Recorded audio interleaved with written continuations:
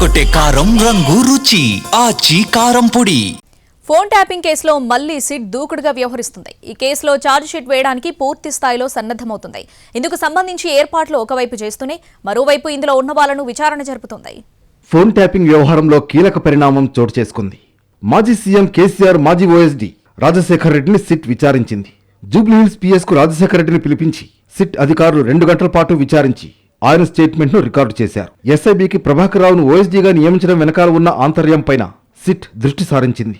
సంబంధించిన file movement తో పాటుగా అప్పటి అధికారుల పాత్ర మీద సిట్ దృష్టి సారించింది. మాజీ ముఖ్యమంత్రి కేసీఆర్ దగ్గర ఓఎస్డీగా పనిచేసిన రాజశేఖర్ రెడ్డిని పిలిచి విచారించింది.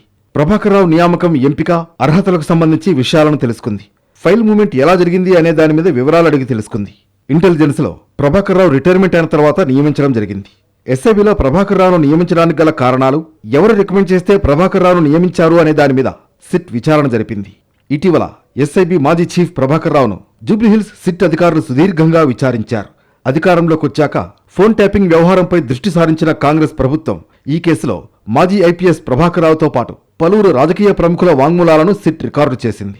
గత బీఆర్ఎస్ ప్రభుత్వ హయాంలో జరిగిన ఫోన్ ట్యాపింగ్ వ్యవహారం సంచలనం సృష్టించింది. 2023లో సుమారు 4013 ఫోన్ నెంబర్లను ట్యాపింగ్ చేసినట్లుగా సిట్ తేల్చింది.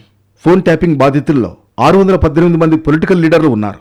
వీళ్లతో పాటు ఐఏఎస్, ఐపీఎస్ అధికారులు, జర్నలిస్టుల నెంబర్లు కూడా ఉన్నాయని సిట్ తేల్చింది. అప్పటి ప్రభుత్వంలో ఫోన్ ట్యాపింగ్ వ్యవహారంలో కీలకంగా వ్యవహరించిన వారిని విచారిస్తోంది సిట్.